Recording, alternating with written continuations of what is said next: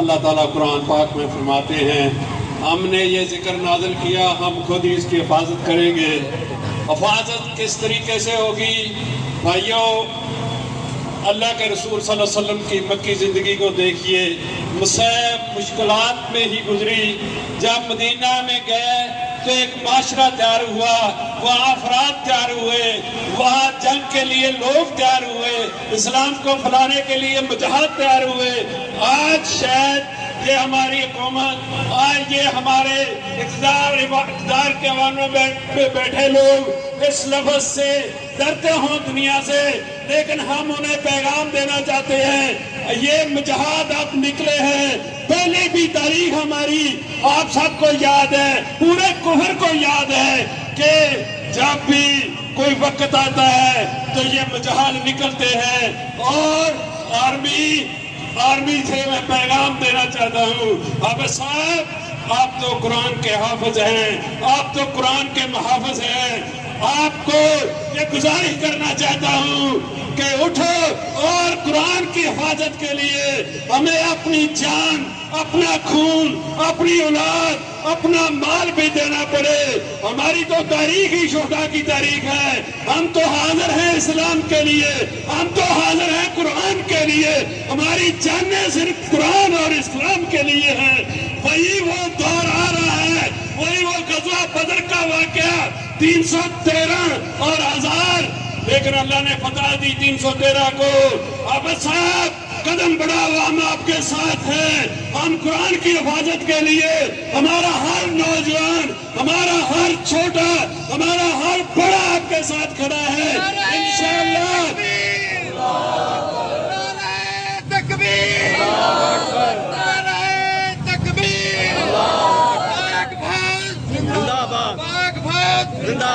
ہماری تاریخ سے سارے بھائی تاریخ سے گواہ ہیں کہ ہم نے جو کام کیے ہیں اسلام کے لیے کیے ہیں، اپنی جانیں دی، اپنا مال دیا۔ اب آپ صاحب ہماری غیرت کا، ہماری عزت کا معاملہ آ گیا ہے تو ہم انشاءاللہ کھڑے ہیں اور کھڑے رہیں گے۔ یہ نہیں کہ ہم لفظی طور پہ کہتے ہیں اب صاحب آپ بارڈر کھولیں، ہم سویڈن کے پتھر سویڈن کی اینٹ سے اینٹ انشاءاللہ بجا دیں گے اور ان کو پیغام دے دیں گے۔